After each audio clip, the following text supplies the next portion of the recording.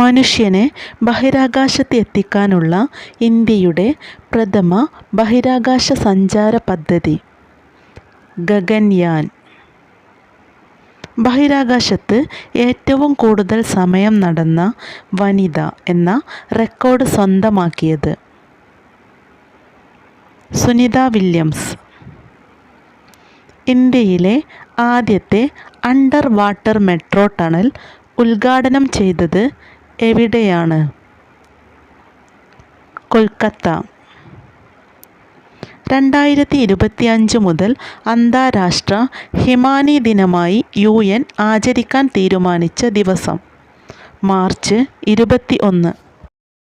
അന്താരാഷ്ട്ര ബഹിരാകാശ നിലയത്തിലേക്കുള്ള വരാനിരിക്കുന്ന ആക്സിയം 4 ദൗത്യത്തിനായി നിയോഗിക്കപ്പെട്ട ഇന്ത്യൻ ബഹിരാകാശ യാത്രികൻ്റെ പേര്? ശുഭാൻഷു ശുക്ല.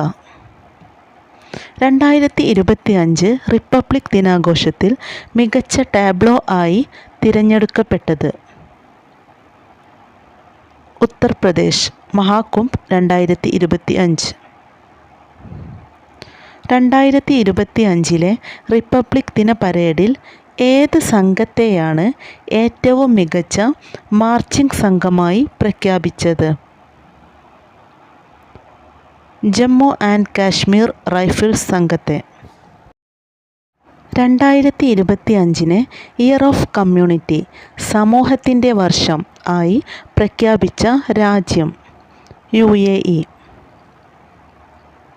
2025 ജനുവരിയിൽ സംസ്ഥാന മനുഷ്യാവകാശ കമ്മീഷൻ അംഗമായി ചുമതലയേറ്റത്? V. Geetha. Uniform civil code സ്വീകരിച്ച് 2025 ജനുവരി 27 ചരിത്രം സൃഷ്ടിച്ച ആദ്യ ഇന്ത്യൻ സംസ്ഥാനം ഏതാണ്? ഉത്തരാഖണ്ഡ്.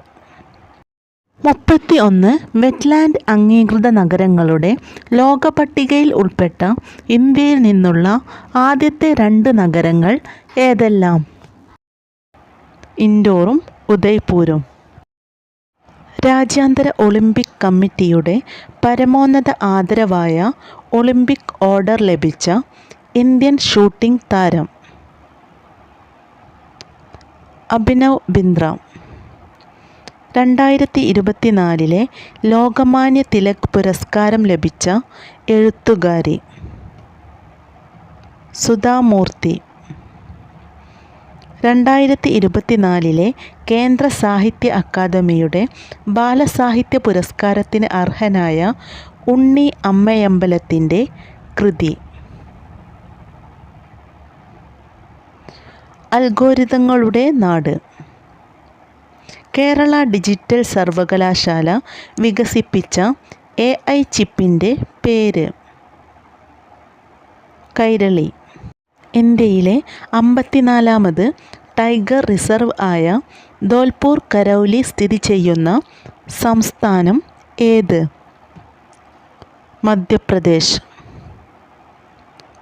ഏഷ്യയിലെ ആദ്യ കാർബൺ നെഗറ്റീവ് ദേശീയോദ്യാനമാകാൻ ഒരുങ്ങുന്ന ദേശീയോദ്യാനം? ഇരവികുളം ദേശീയോദ്യാനം.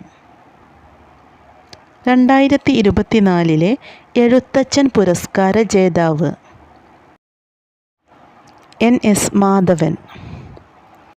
2025 G20 ഉച്ചകോടി വേദി? ദക്ഷിണാഫ്രിക്ക. ലോകം ചുറ്റാൻ പുറപ്പെട്ട ഇന്ത്യൻ നാവികസേനയുടെ വനിതാ യാത്രാ സംഘത്തിൻ്റെ കപ്പൽ? INS തരിണി.